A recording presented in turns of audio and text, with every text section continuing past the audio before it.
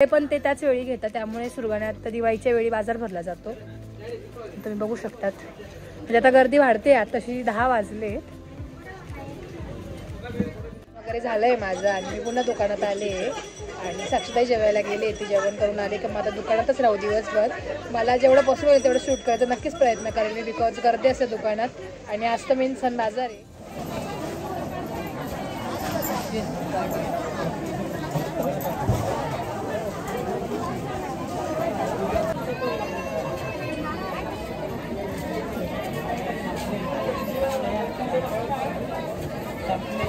समझ रहे हो दुकानात ना आजी. आणि ते नेहमीचा भास होतो की पप्पांवरती दुकानात आहे. पप्पांना आम्ही फोन घेतलेला, अजिबात आवडायचा नाही. ते नेहमी आम्हाला ओरडायचे, फोन हातात घेतल्यावर ओरडायचे म्हणजे ओरडायचेच. आणि तेच नेहमी भास होतो की ते आतमध्ये बसलेले आहेत. मी साक्षीला मगाशी बोलली, मला दोनदा भास झालं की आतमध्ये पप्पा आहे ना, आपण पुढे बसलोय असं. शेवटी आठवणी येतच असते. माणूस जातो बट तो आठवणी सोडून जातो, एवढंच असतं. बरं आहे का? बाय द वे खूप लोकांच्या कमेंट्स होत्या की आरुष कुठे आहे, आरुष कुठे आहे. तर हिअर इज आरुष. आरुष. तर आरुष हॉस्टेलला असतो. तुम्ही आकाशाच्या ब्लॉगमध्ये बघितलं असेल. तर त्यामुळे आरुष इतक्या दिवसापासून दिसत नव्हता. आणि सुरगाण्याला पण आले, नाशिकला पण होते, हो की नाही आरुष? तर आता दिवाळीच्या सुट्ट्या आरुषला आणि एक्झाम पण झाली त्यामुळे आला. आणि तुला कसं वाटलं हॉस्टेल, कसं आहे आणि एज्युकेशन वगैरे कसं आहे? छान आहे. तुझं आहे ना, खूप लोकांनी विचारलं मला आरुष कुठे, आरुष कुठे. जेवण झालं का? मग आंघोळ खरंच झाली का? खरंच? दिव्यम समीक्षा काय टाइमपास करते? आरण ना 40ला नारळ, 40ला नारळ. बोल ना. 40ला नारळ. तेव्हा तुझा आवाज येत होता. तर आता वाजलेत 2:30 पावणे 3 झाले. आणि आता हळूहळू बाजार कमी होत जाईल. म्हणजे आता लोक जातील 4-5 पर्यंत. नाही 7 पर्यंत दुकानात बसली तर ठीक. तर अशा पद्धतीने पावसाचे आगमन झाले. कालही यावेळेला पाऊस होता आणि आजही पाऊस. काल पण होता ना का यावेळीच? आता दुकानात गर्दी मागे, सो त्यामुळे ती नाही बोलली काही. इतकं नुकसान आहे लोकांचं ना, म्हणजे लोकांचंच नाही, आमचं पण एवढा माल वगैरे भरतो दिवाळीचा. आणि हे बघा सगळे जण तुम्ही बघू शकतात. आणि आता दिवाळीतही पूर्ण वर्षभरच पाऊस पडायला लागला तर कसं व्हायचं? किती नुकसान आहे. सगळे जण आवरायला लागले. बापरे किती जोरात पाऊस आला. हे बघा तुम्ही बघू शकता. इथे समोर पण फटाकड्याचे दुकानं आहेत. थोडं जरी फटाकड्याला पाणी लागलं तर म्हणजे त्याचं काहीच यूज नाही होऊ शकत आणि कोणी घेणार पण नाही. किती नुकसान आहे त्यांचं पण.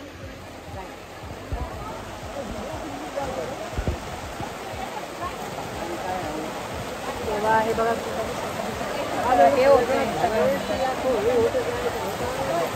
हे आता आमचे पण जे नारळ आहे ते सगळे काका आता इकडे घेत आहे. काय देऊ? माझ्या अंगावरही पाणी पडायला लागले. मला हे होतं वरती सरकतो त्याच्यामुळे पाणी खाली येते, माझ्या पूर्ण डोक्यावर पाणी पडते. त्यामुळे मी असं धरून बसली आहे. मी पावसाने सगळी गडबड केली आहे. तर सगळे लोक चालले त्यांच्याकडे. पाऊस आला म्हणजे लोक नाही थांबत, ते लगेच निघून जातात. बिकॉज त्यानंतर गाडी पण नसते जायला. आणि सुरगाण्याचा पाऊसचा भरोसा नाही. सुरगाण्याचा पाऊस म्हणजे प्रचंड पाऊस असतो सुरगाण्याचा. काय काका? काकांनी पण त्याचं दुकान आवरून घेतलंय. आणि अशा पद्धतीने नर्मदाबाई पण खाली आले. सो आजीचं नाव नर्मदाबाई आहे, म्हणजे नर्मदा आजी आहे. सगळ्यांनीच आवरून घेतलं. सोडलं ना पाणी खाली.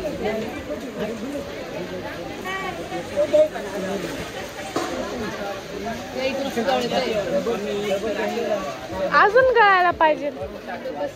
समीक्षाला मी वरतून बोलवून घेतलंय खाली. समीक्षा घरी गेली.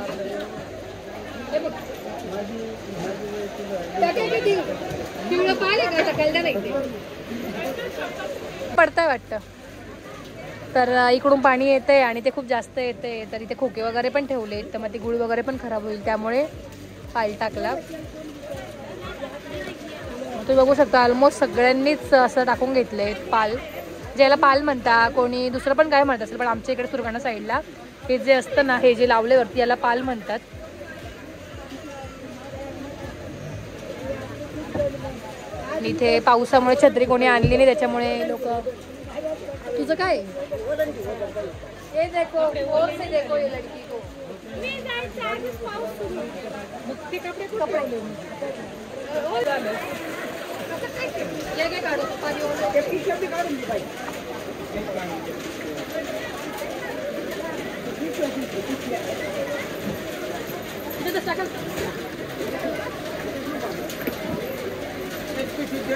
दादा एक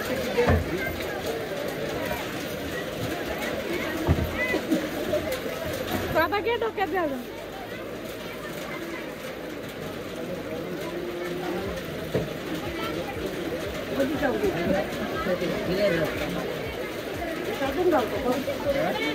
Later that same evening. अरे कधी आला तू? हा तू तर काय फोन नाही केला, डायरेक्ट रात्री 11 वाजता हे केलं. या रोनाल्डो या.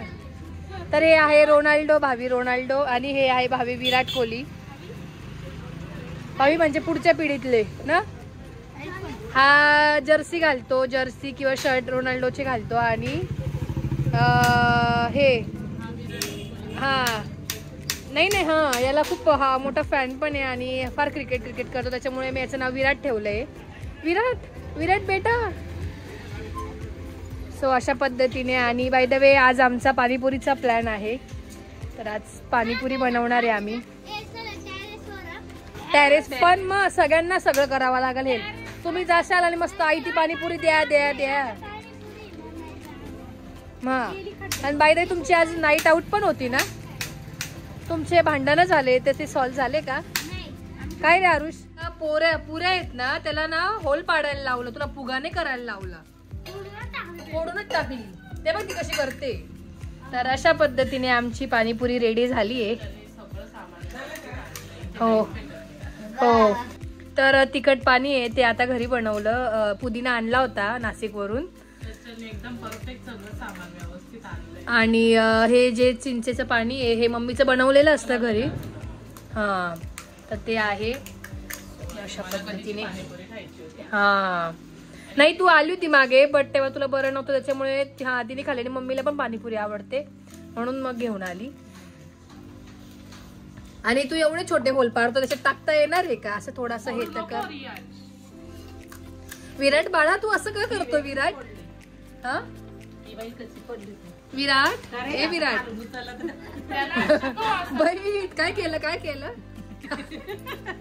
ये देखो गौर से देखो ये लड़के ने क्या किया.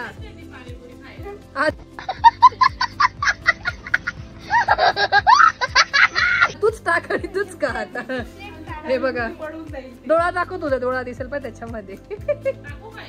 हा टाक. वा छान. नाही.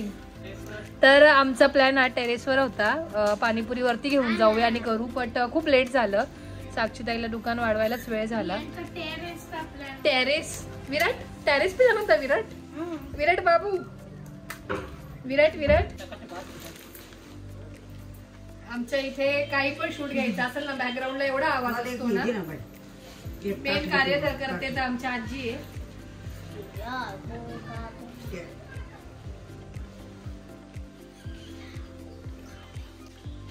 आणि सगळ्यात आगाव आमचा रियांश आहे. त्याला किती वेळा पण बोललो शांत बस तरी तो बसणार नाही, कारण की तो फक्त माझ्याच ब्लॉग मध्ये एवढा चरचर करतो. तुम्ही मायनाच कॉर्नर वर बघितलं असेल, हा पोरगा कधीच बोलत नाही. पाणीपुरी खाते का? तुला कसं देऊ? भेळ देऊ? मला जे भाऊ चावता येईल हे एकच दे मला फक्त. सांगते ना एक दे असं.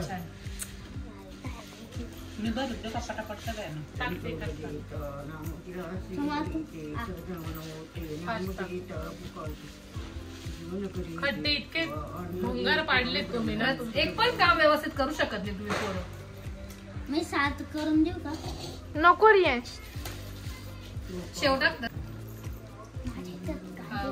छान. आणि माझ्या याच्यात बस गोड पाणी टाक. हा आपण लास्ट टाइम घरी बनवलेली दीदीने पाठवली होती तेव्हा खाल्ली होती. टाकलंय